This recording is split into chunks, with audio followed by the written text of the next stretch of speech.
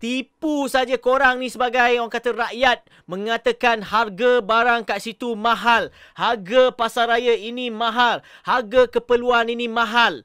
Kan? Mana ada? At least kita dengan kerajaan sekarang ini berbanding dengan kerajaan dulu kan memang jauh berbeza harganya.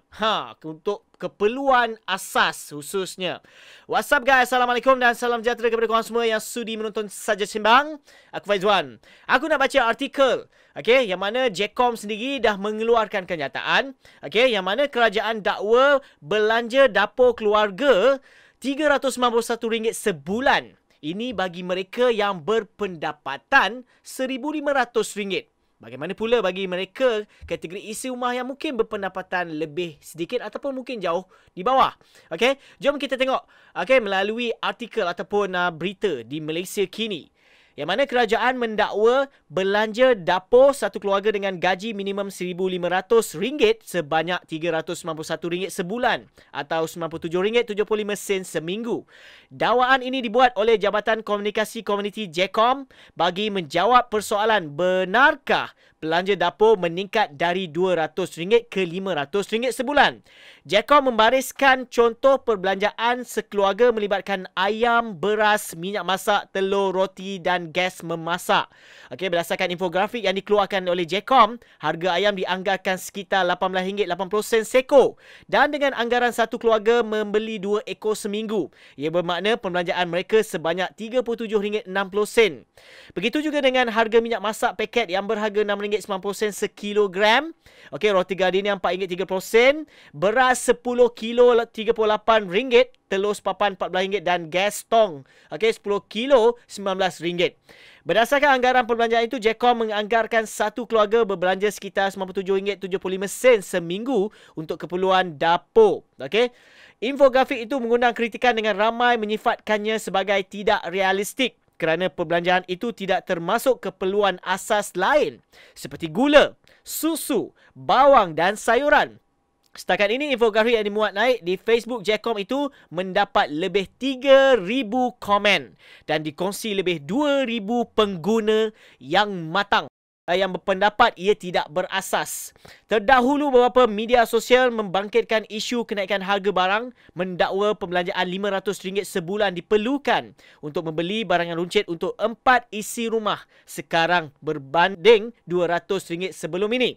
Dipercayai hantaran berkenaan berasal dari laporan sebuah akhbar yang mengandungi tajuk sama. Menteri Komunikasi dan Digital Fahmi Fadzil berkata, Suruhanjaya Komunikasi dan Multimedia Malaysia SKM telah ditugaskan untuk menyiasat hantaran media sosial tersebut yang disyaki dibuat secara salinan dan ditularkan. Ini dipanggil tingkah laku tidak tulen yang diselaraskan, jelas melanggar beberapa peraturan katanya. Namun Presiden Dewan Perniagaan dan Industri India Kuala Lumpur dan Selangor, Nivas Ragavan dilaporkan berkata, menurut utusan Malaysia, harga barang dijangka meningkat sebanyak 20% pada Oktober nanti.